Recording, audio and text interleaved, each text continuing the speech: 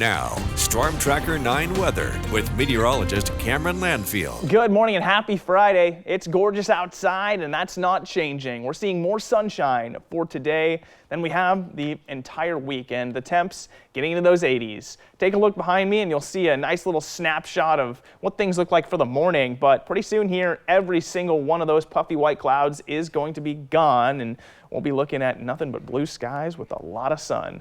Moving into the stormcast, I'll show you just what that looks like as we transition into a full sunny sky. 6 a.m. about 17 minutes ago, matching up almost perfectly with our current observations as well. The cloud coverage over Roseburg is a little thicker than everywhere else. Coos Bay seeing a bit of clouds as well, but watch this, walking forward into 8:30 a.m. we do start to clear out for the most part. Florence still has some clouds remaining. Roseburg still hanging on to a few as well. But then as we get into 11:30, everything is totally sunny. Corvallis still seeing a touch of clouds at that point, but they're drifting on out. We're seeing north winds pushing on in for the whole day, and that brings a lot drier conditions into the overhead areas, which means there's nothing to keep those clouds wet, and we see full sunshine for the remainder of the day. A little bit of clouds develop into the evening. We will see a cloudier day into Saturday, Sunday even cloudier than that, but the heat sticks around, so it's not going to be getting a lot cooler. And speaking of heat, check it out,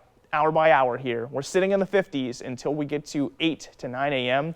9 a.m. we get into those 60s, and then a slow rise continues for the entirety of the afternoon. Should be getting to the hottest point close to about 5 o'clock, maybe closer to 4, depending on how that sun shines. But nonetheless, at that hottest hour, close to about 5 p.m., you're going to want some ice cream for today. And I've moved us to the Eat It Fast category because it is indeed going to melt pretty quick out there. However, getting later into the week and into next week, it's going to be getting even hotter.